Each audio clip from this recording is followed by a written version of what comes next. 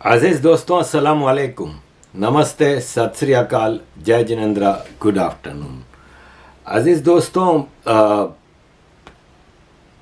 Breaking news ये है कि यूक्रेन के फॉरेन मिनिस्टर पाकिस्तान आ रहे हैं और पाकिस्तान के फॉरेन मिनिस्टर से मुलाकात करेंगे। यूक्रेन के फॉरेन मिनिस्टर दिमित्रो कुलेबा 20-21 जुलाई को पाकिस्तान में आएंगे। पाकिस्तान फॉरेन मिनिस्ट्री के स्पोक्स पर्सन ने कहा है कि हम यूक्रेन रशिया वार में न्यूट्रल रहेंगे और इस दौरे को भी हम न्यूट्रली लेंगे। लेकिन असल में ब्रेकिंग न्यूज़ ये है कि पाकिस्तान के सीनियर जर्नलिस्ट हारून रशीद ने कहा है कि पाकिस्तान के एक पुराने एक्स जनरल ने उसको बताया कि पाकिस्तान में यूक्रेन के लिए भाड़े के फ़ौजियों की भर्ती शुरू हो जाएगी और उसके लिए तकरीबन $3,300 पर पर्सन अमेरिका यूक्रेन वेस्ट पे करेगा। क्योंकि जैसे कि मैंने आपको अपनी यूक्रेन वाली वीडियो में बताता रहता हूँ कि यूक्रेन में अब फ़ौजी बचे नहीं हैं, सिविलियन मर रहे हैं, तो अब पाकिस्तान से मर्सनरीज जो कि भाड़े की फ़ौज होती है वो भर्ती किए जाएंगे। मसला ये है कि पाकिस्तान रशिया से पेट्रोल मंगवा रहा है, आज़रबाईजान से गैस मंगवा रहा है, रशिया से गंदुम मंगवा रहा है, लेकिन मसला ये है कि पाकिस्तान ग़ुलाम तो अमेरिका का है ना।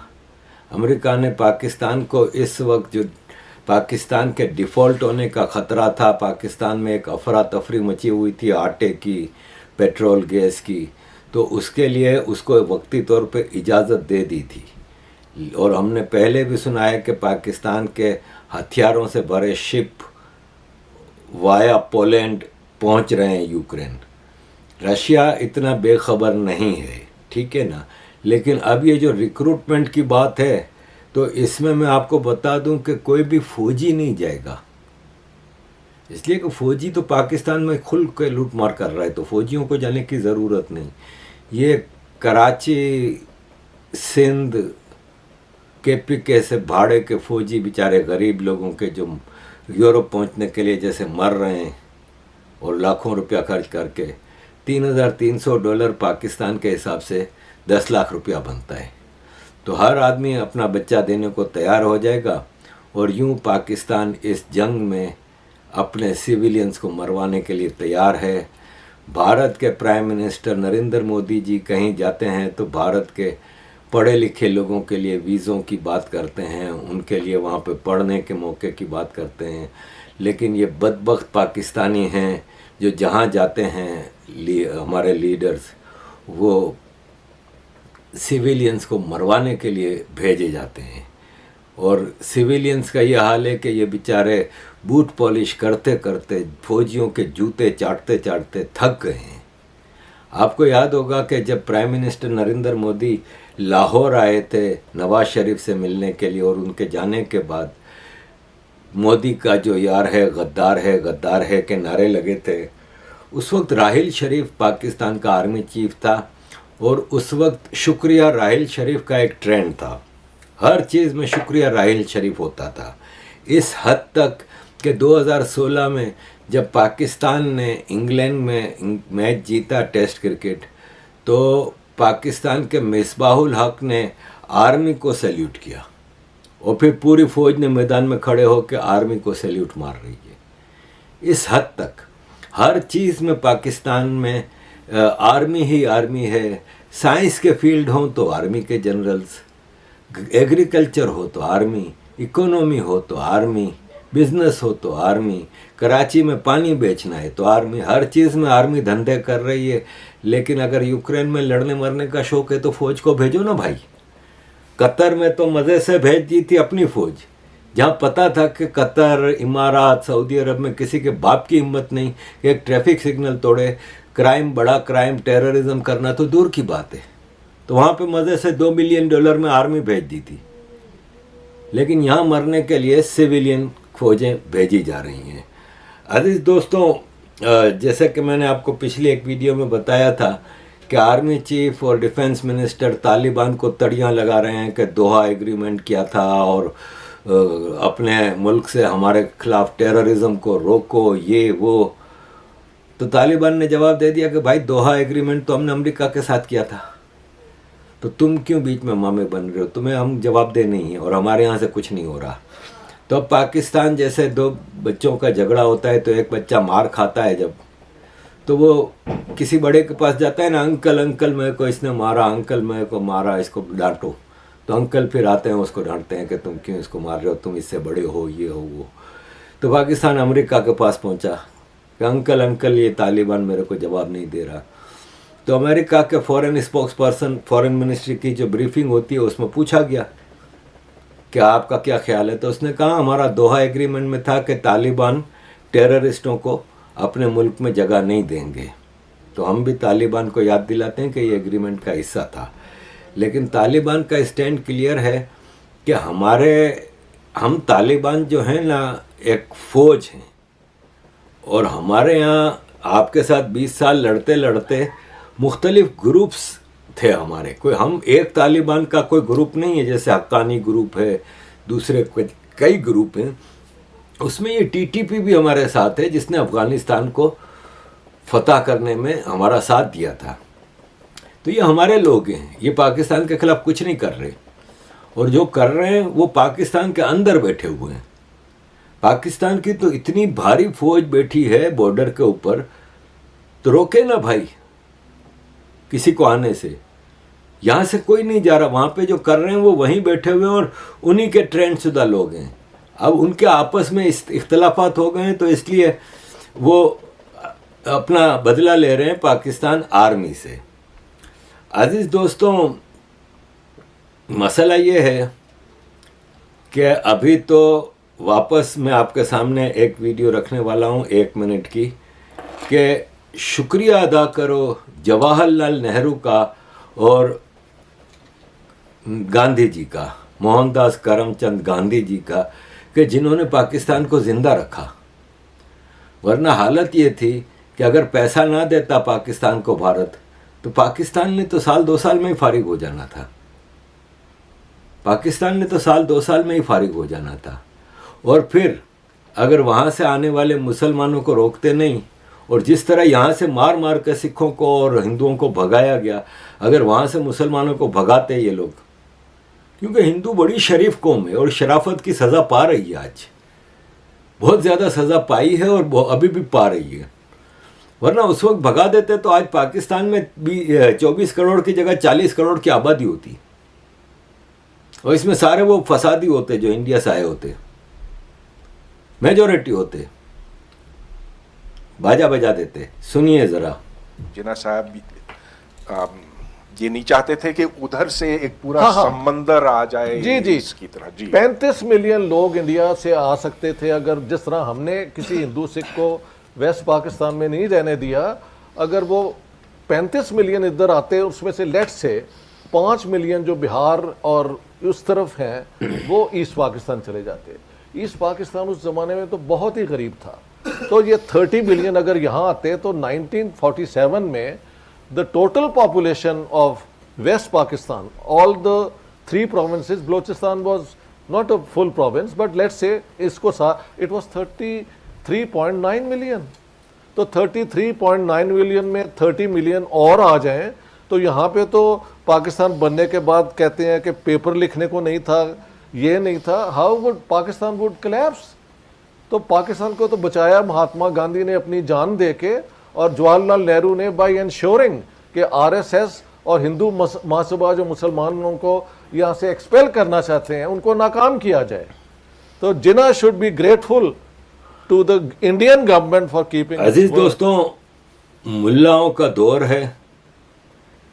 गौसपुर थाने में एक मंदिर और उसके इर्द गिर्द जो हिंदू रहते थे, इनके घरों पर रॉकेटों से हमला हुआ है और अंधाधुंध फायरिंग की गई कश्मीर में। एसएसपी इरफान सिमू ने कहा कि अटैकर्स जो थे वो 8-10 बंदूकों के साथ आए थे, और ये है कि ये कोई आवाज़ नहीं उठ रही। ना उस पे ओबामा बोल रहा है, ना उस पे रिहाना बोल रही है, ना उस पे ग्रीटा बोल रही है, ना उस पे किसी की बोलती, सबकी बंद है। और अफसोस की बात है कि सबसे ज़्यादा तो अपने भारत के हिंदू ही नहीं बोल रहे, उनको पता ही नहीं है, पता चलता भी है तो वो क्या कर लेते हैं, कुछ कर रहे हैं। एक मुसलमान को सुई चुभ जाए भारत में तो पूरी दुनिया का मुसलमान उठ खड़ा होता है। यहाँ पे रोज़ की बुनियाद पे ये देखें, ये ह्यूमन राइट्स पैनल ने बताया है कि कश्मीर और घोटकी सिंध के इलाके में 30 हिंदुओं को बंदी बना के रखा गया है, जिसमें औरतें और बच्चे भी हैं। 30 हिंदुओं को, ये डाकू हैं जो धमकियां दे रहे हैं कि हम सारे मंदिरों और उसको तबाह कर रहे हैं। और एक डाकू वो है मियाँ मिट्ठू जो फोर्स्ड कन्वर्जन करवा रहा है लड़कियों का, वो अलग धमकियां दे रहा है।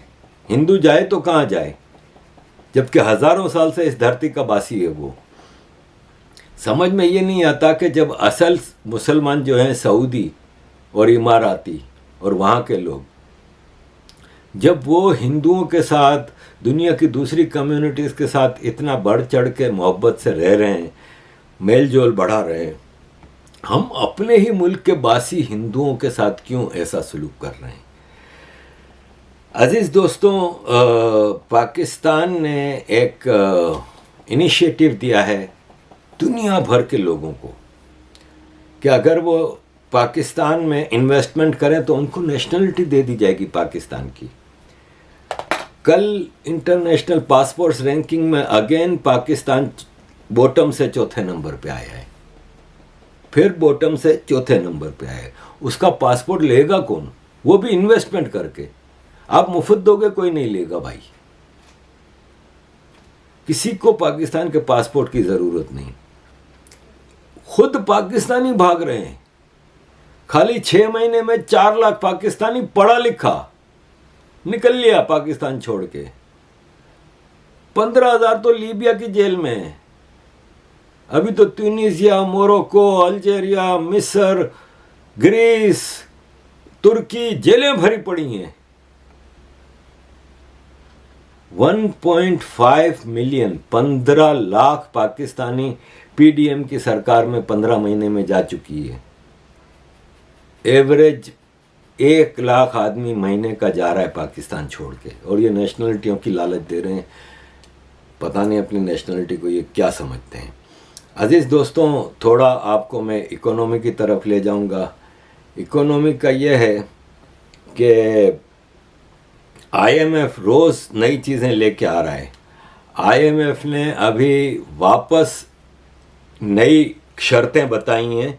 आईएमएफ ने कहा है कि हमने इस बार पाकिस्तान के साथ जो स्टैंड बाय एग्रीमेंट 3 बिलियन का किया है, उसमें बहुत सारी शर्तें हैं और नई शर्तें हैं, वो अभी हमने तो बताई भी नहीं है। और हमने पाकिस्तान को सख्ती से कहा है कि आपको ये सब शर्तें माननी हैं। और इसमें मेन शर्त यह है कि एक्सचेंज रेट ख़राब नहीं करना, मार्केट रेट पे चलना है, ज़बरदस्ती डॉलर को रोक के नहीं रखना, इकोनॉमी को फ्री करना है, करेंसी बिजनेस को फ्रीली चलाना है। 13 टारगेट दिए हैं पाकिस्तान को, और ये 12 जुलाई से लेके अप्रैल 2024 तक का हमने ये एग्रीमेंट किया है। और हमने ये इसलिए किया है इतना लंबा एग्रीमेंट कि पाकिस्तान में इलेक्शन होने के बाद नई सरकार को भी इतना टाइम हो कि वो इन एग्रीमेंट पे अमल करा सके।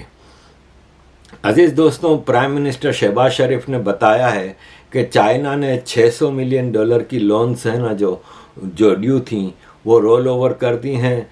चाइना की जो बैंक्स हैं, उन्होंने एक्सिम बैंक ऑफ चाइना, उसने $600 मिलियन की किस्त ड्यू थी, तो वो रोल ओवर कर दिए, जिससे पाकिस्तान ने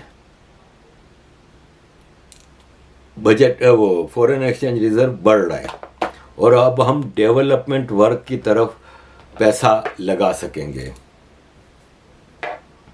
और ये सारी चीज़ें इसलिए हैं कि आईएमएफ की शर्तों को पूरा किया जा सके। पाकिस्तान 5 बिजनेस दिन के दौरान 1.25 परसेंट एक्सचेंज रेट को आगे नहीं बढ़ा सकता। IMF ने बड़ी नई नई शर्तें लगाई हैं। IMF ने पूरी एक डिटेल उसकी दी है, जिसकी तरफ मैं ज़्यादा बोर नहीं करना चाहूँगा आप लोगों को। पॉलिटिक्स के हवाले से इमरान खान फिर मुसीबत में आ गए हैं। इमरान खान के प्रिंसिपल सेक्रेटरी आज़म खान जो हाइडिंग में थे, 9 मई के बाद वो भाग गए थे। जैसे कई लोग हाइडिंग में, वो भी हाइडिंग में थे। PTI इल्ज़ाम लगा रही थी कि इनको गिरफ्तार करके पुलिस गिरफ्तारी शो नहीं कर रही, वरना वो कस्टडी में हैं, ये है वो है, लेकिन वो हाइडिंग में थे। और उन्होंने मजिस्ट्रेट के सामने जाके बयान दिया है कि हम साइफर का जो मसला था ना, वो इमरान खान ने प्रेशर डालने के लिए आर्मी के ऊपर ज़बरदस्ती घड़ा था, वो झूठ था और ऐसा कोई नहीं। साइफर का मसला आपको पता है कि इमरान खान की सरकार जब तोड़ी गई थी तो इमरान खान ने कहा था कि अमेरिका के डिप्लोमेट डोनाल्ड लू ने पाकिस्तान के उधर डिप्लोमेट्स जो थे उनको कहा था कि इमरान खान को रोकना होगा, इमरान खान की सरकार ख़त्म करनी होगी वगैरह वगैरह। और उस पाकिस्तानी डिप्लोमेट ने मुझे ये ख़त लिखा था, ये देखें साइफर, वो लहरा रहा था जो साइफर। वो आज़म खान कह रहे हैं कि हमें मीटिंग में ये डिस्कस हुआ था कि ये वाला इशू हमने बनाना है, ये ज़बरदस्ती एक झूठा मूठा इशू बना के इसके बल पे हम असम्बलियाँ तोड़ेंगे, जो कि इमरान खान ने असम्बलियाँ तोड़ी थी और फिर कोर्ट ने रिस्टोर की थी और इमरान खान की सरकार ख़त्म हुई थी नो कॉन्फिडेंस मूव के चक्कर में। तो अज़ीज़ दोस्तों, इमरान खान इस वक्त काफ़ी मुश्किलात में हैं। रोज़ इमरान खान को अदालतों के चक्कर काटने पड़ रहे हैं। एक बग़ैर इद्दत के निकाह शरिया में मना है और इमरान खान तो कुछ ज़्यादा ही शरिया परिया और इस्लाम और ये और वो करता रहता है ना, तो अब वो उसमें फंसा है। अब तक कोशिश थी कि कोर्ट को कहा जाए कि ये केस एडमिसिबल नहीं है, लेकिन अब कोर्ट ने उसको एडमिसिबल डिक्लेयर कर दिया है और ये एडमिसिबल है। अज़ीज़ दोस्तों, इसके अलावा तोशाखाना केस, इसके अलावा अब ये साइफर के लिए वापस इसको बुलाया जा रहा है। इमरान खान को अगले इलेक्शन से बाहर रखने की पूरी प्लानिंग है और इमरान खान को डिस्क्वालीफाई करे बगैर अगला इलेक्शन हो नहीं सकता।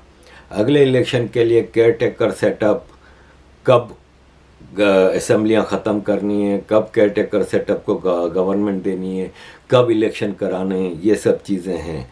अगले 2-3 हफ्ते में ये चीज़ें हो जाएंगी।